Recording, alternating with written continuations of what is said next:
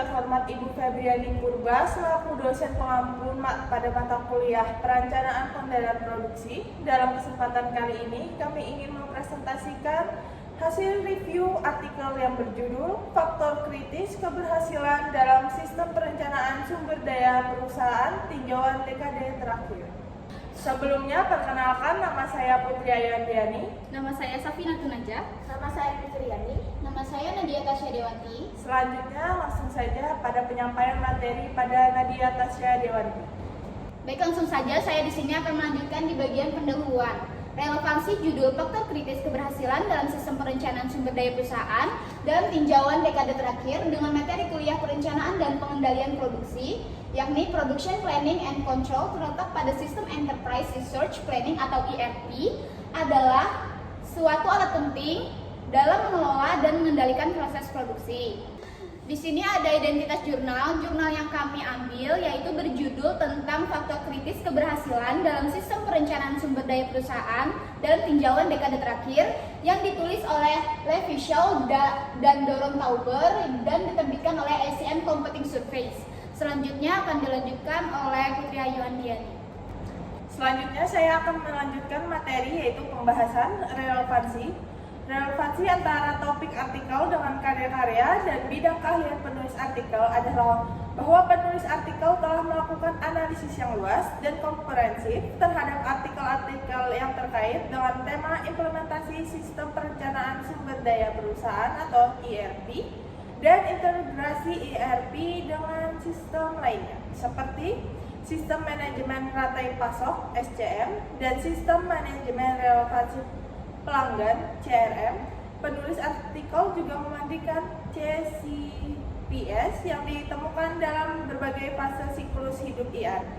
Baik, selanjutnya ada kajian teori, pemilihan serta cakupan kajian teori dalam penelitian ini didasarkan pada analisis literatur yang luas dan komprehensif terhadap artikel-artikel yang terkait dengan tema implementasi sistem perencanaan sumber daya perusahaan dan integrasi ERP dengan sistem lainnya, seperti sistem manajemen rantai pasok dan sistem manajemen relasi pelanggan. Penelitian ini menggunakan pendekatan taksonomi untuk mengelompokkan faktor-faktor keberhasilan kritis yang ditemukan dalam literatur sebelumnya. Baik, selanjutnya akan dilanjutkan kepada Safina Tunaja. Baik, saya akan melanjutkan pembahasan. Selanjutnya yaitu ada metodologi penelitian. Metodologi penelitian yang dilakukan dalam penelitian ini adalah melakukan review literatur yang ekstensif dan komprehensif terhadap artikel-artikel yang terkait dengan tema implementasi sistem perencanaan sumber daya perusahaan atau ERP dan integrasi ERP dengan sistem lainnya seperti sistem manajemen rantai pasok atau SCM dan sistem manajemen relasi pelanggan atau CRM. Selanjutnya yaitu ada pembahasan penelitian.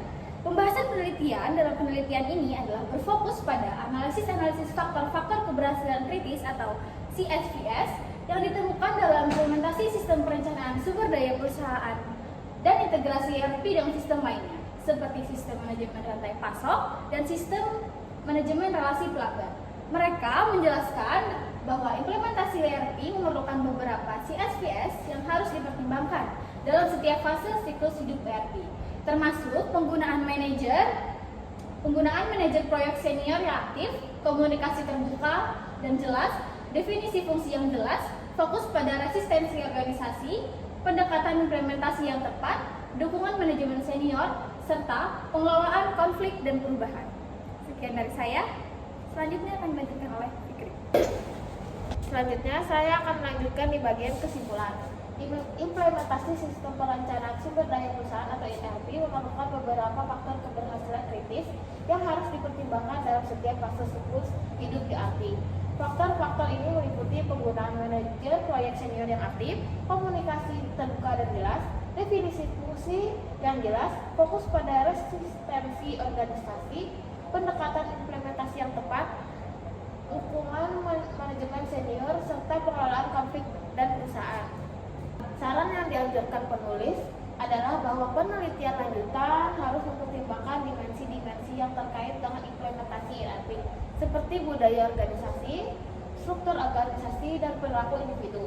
Mereka juga berpendapat bahwa penelitian kajian harus berfokus pada analisis CSFS yang ditemukan dalam berbagai fase siklus hidup ERP, serta mempertimbangkan implikasi dari CSFS tersebut pada keberhasilan implementasi ERP.